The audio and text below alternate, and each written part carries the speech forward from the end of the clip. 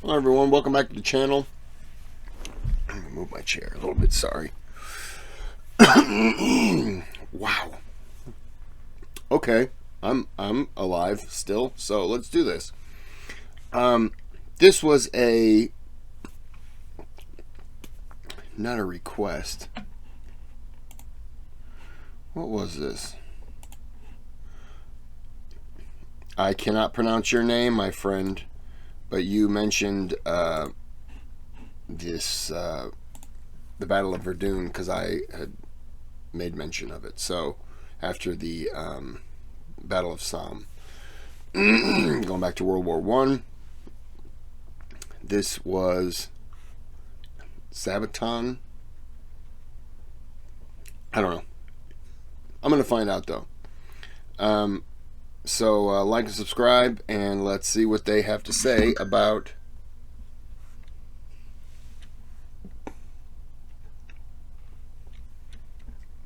the Battle of Verdun. Over 300 days, and yet the attacking German army was unable to break through that symbol of French national pride. And our song Fields of Verdun from our upcoming album, The Great War, is about that battle and the French slogan of courage, they shall not pass.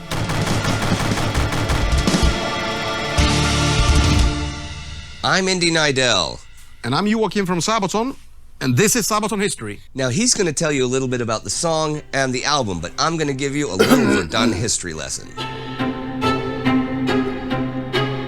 In late 1915, German Army Chief of Staff Erich von Falkenhayn was looking up and down the map of the Western Front. It had been more than a year since the stalemate and trench warfare had begun there. This is during the First World War. The home front was already suffering under the naval blockade, and he feared a war of attrition that the German Empire could only lose. He needed to go on the offensive. To Falkenhayn, the weakest point of the Western Front was the British sector, and attacking at Artois could, he believed, lead to a decisive breakthrough that would collapse the whole Western Front. But he'd learned the hard way that without eliminating or at least tying down the French beforehand, the defense would be too strong. So, to deliver the blow in the north, he would attack at a place further south that would draw in as many French forces as possible. It must be a place the enemy could not afford to lose for strategic or propagandistic purposes, and would thus fight until wiped out. Such a place was Verdun. Verdun was not Falkenhayn's first choice, since it was a heavily fortified area. But it was also a commanding location. By capturing the heights east of the River Meuse and loading them with artillery, the Germans could constantly threaten the city and the local defenses, forcing the French to continuously attack the German defenses. The French would be tied down, and if they lost badly, the British would be forced to intervene. In the best case, they would hastily execute an offensive at the Somme, suffer heavy casualties as well, and open themselves up for a decisive German counterattack. Falkenhayn concluded that if Verdun was successful, there would be peace before the summer of 1916. The key to the attack was heavy artillery. I love how every military at the time, dating back to who knows when, there will be peace by the summer. It'll be peace by Christmas. It'll be all we got. It's just one battle we got to win. Just one. It's just unbelievably stupid to believe. It's just one battle. One battle is going to crush their spirit, and we're going to be home by Christmas, boys. Total destruction, then attack battalions and pioneers storming the hills in a wedge toward the mighty fortress of Douaumont, taking the remnants of the other fortresses that were surely destroyed by the heavy bombardment. Preparations were made over the winter, massing artillery pieces of all calibers and millions of shells. The attack was planned for February once the weather cleared.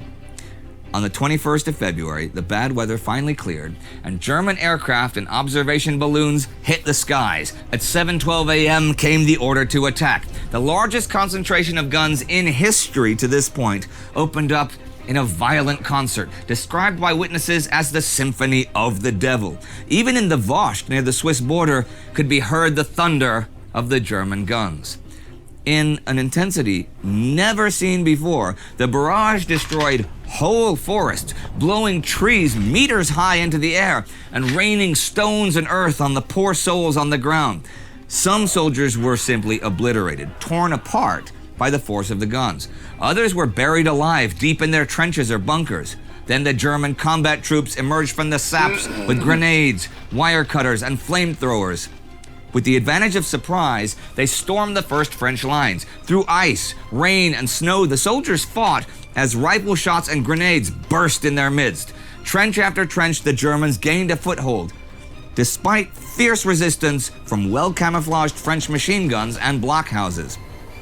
Thing is, for French Army Chief of Staff Joseph Joffre, It's me. Verdun wasn't that important, at least militarily. If the Germans could not be held on the east bank of the Meuse, the French would retreat and build new positions on the western bank. This was what Falkenhayn feared. But Aristide Briand made it perfectly clear that losing Verdun was not acceptable. Not only would the psychological effect be disastrous for the French public, it would undermine trust in the current government. And if Briand lost his job, so would Joffre. So giving up Verdun was out of the question. This is exactly what Falkenhayn had hoped for. However, though the Germans advanced the first weeks, it was not nearly as far as Falkenhayn had calculated, and the French had brought in reserves and Philippe Pétain to lead the men. The most important heights were still far away and under French control, and taking the fortress of Douaumont was the key to those heights. Unlike the big fortresses in Belgium that had quickly fallen to modern heavy artillery at the beginning of the war, the French had used a stronger special concrete for Douaumont that just would not break, and the fortress soon seemed like an island in an ocean of fire and shrapnel. Small platoons of German soldiers that crept towards the fortress in early March found that it was actually mostly empty, and the strongest fortress of Europe was thus taken by a German officer with a pistol and a lot of guts. Fort Douaumont is for many the symbol of the Battle of Verdun. The Germans celebrated its fall, but Douaumont was a trap for the men inside. Every direct artillery hit put out the lights, and the men cowered in darkness for days, living in their own waste, sharing their food with rats and lice, while the stench of the dead and the screams of the wounded haunted the long corridors. But you know, this was actually still better than soldiers outside the fortress walls had to endure in the meat grinder that was Verdun. The French just had one supply road out of range of German artillery. Only trucks for military purposes were allowed to use that road, and soon over 3,000 trucks a day were bringing men, ammunition, and supplies up the road. If one broke down, it was simply pushed off the road, which became known as the Voie Sacrée, the Holy Road. The German offensive began to drastically lose speed. The whole area of Verdun had become a maze of trenches and shell holes where death was always near. I mean that literally. This is only an area of 30 square kilometers, and the death toll grew to the hundreds of thousands. The name Verdun became synonymous with the mechanized death of the First World War. But it really bound the French together. Pétain had ordered a new rotation system where no soldier was supposed to stay longer than 10 days in the front lines before being rotated out. This meant most soldiers in the French army had gone through Verdun.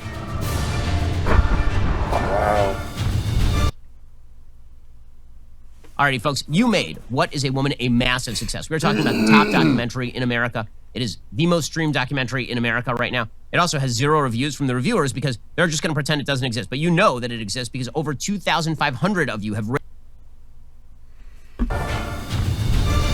So they made all their soldiers rotate through for 10 days. I tell you what, you're going to appreciate war a lot more instead of, you know, let's go to war. We should go to war. Oh, no. I spent 10 days in I keep calling it Verdun. I spent 10 days in Verdun. We don't need to go to war. You're going to have a whole new appreciation. By April, the lack of progress was turning the whole idea of the Battle of Verdun into a farce. The more reserves Falkenhayn committed to the operation, the fewer he had ready for the real attack against the British. So Falkenhayn had to choose: stop the offensive and defend the gains that were made, or keep going with the offensive but with all available forces. Half measures were now unacceptable. He would keep up the offensive. As June arrives, Falkenhayn officially declares bleeding dry as the main aim of the offensive. But bad news now also arrives. Russian General Alexei Brusilov launches his offensive on the Eastern Front. It is a spectacular success, and Germany's ally, Austria-Hungary, might be knocked out of the war. German reinforcements bound for Verdun must instead head east immediately. And more bad news, the French now have air superiority in the west thanks to the new Nieuport 11 planes and air-to-air Lancier rockets. Time seems to be running out for a German victory at Verdun. Falkenhayn launches what he hopes is the final attack towards Fort Vaux and the heights around the village of Fleury. On the 7th of June, Fort Vaux falls. A victory for the Germans for sure. But is this the turning point at Verdun? Not quite, for Fort Souville still stands in the way of victory, and this the Germans cannot take. June marks the limit of their advance at Verdun. On June 23rd, French General Robert Nivelle gives his famous order: "Vous ne les laisserez pas passer, mes camarades," which was later shortened to "Ils ne passeront pas." They will not pass. And indeed, they do not. The French hold out in June. And on July the 1st, the British relief attack begins at the Somme. The pressure there forces German reserves away from Verdun to the north. With the Russians still advancing in the east, there are no options for Falkenhayn available. He must dig in at Verdun, as the three largest battles in history to this point all rage simultaneously. But by August, Pétain has a 7-1 advantage in artillery, and the German positions are pounded day and night. And as if things aren't bad enough, Romania joins the Allies. A new front and hundreds of thousands of new enemies emerge overnight for the Germans. Falkenhayn has lost the confidence of his Kaiser and then loses his job. Paul von Hindenburg and Erich Ludendorff take over running the German army. That, of course, does not mean that the battle is simply over, but it is France's turn to attack. Pétain brings in two 40-centimeter caliber railway guns to fire 900-kilo shells. That's around a ton each on Fort Douaumont, which finally cracks. 8 months after its fall, the French retake the fort in early November, and their counterattack is relentless. What the Germans captured over months of fighting, the French now retake in mere hours. By the end of 1916, the front lines are nearly back where they were in February. For a few kilometers of land, hundreds of thousands of men have died. The Battle of Verdun lasted 303 days and nights. Estimates of the total casualties run as high as 1 million men, though it was likely closer to 700,000. But still, it was the longest battle of the First World War. And for many of the war's soldiers, it was the epitome of brutal, mechanized modern war. Many veterans would later remember Verdun by its smell, the mixture of gas, bodies that lay for months unburied, and the mass graves that were churned up by artillery fire. Corpses that laid for months in the dead zones of no man's land were mummified, the faces frozen in their final expression before death.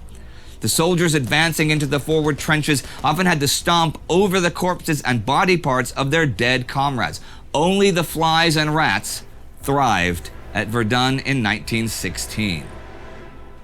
Before Joachim talks about the song, I would like to spoil the moment with a side note.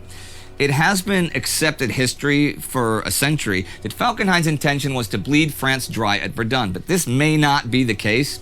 Falkenhayn claimed that this was his plan from the get-go, and he wrote about it in his 1915 Christmas memorandum to the Kaiser. However, the Kaiser never mentions such a memorandum, and there's no actual evidence that it ever existed. Falkenhayn may well have made all of this up as an excuse after the fact to explain away his failure. I did a whole episode about the Falkenhayn controversy on the Great War Channel. The link is in the description. And now, back to Sabaton. Okay, so new album, bunch of new songs. Now, how was it writing Fields of Verdun specifically? Oh, to be honest, that was one of the harder ones. Yeah. We didn't know where to start, from which angle to cover it. I mean, we were stuck in a mountain of information, but then we just thought, well, let's just start and see where all this info that we have now read takes us. And that actually started to... I'm just going to stop it here because I don't really care about the song. Yeah, that's pretty interesting. The German commander, he probably had high hopes. We're just going to walk right on over them. We're going to get right to Verdun, and then it doesn't work out. And yeah, save himself some pride and doesn't want to look like a failure. I'll come back to American history on this for people who don't know. 7 Years' War. In America, we call it the French and Indian War. Was started by first president, general of our American Revolution, George Washington, the father of our country. Washington, D.C. is named after him. He started it, and he was with a native called the Half King, and the Half King led him to some French soldiers, and basically convinced them that they were going to kill the Americans, so the Americans should kill them. Battle ensued.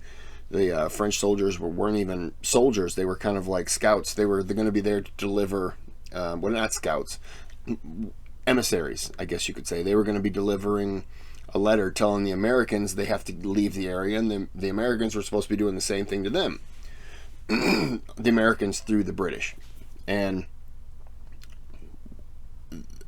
the Half King, they start the fight.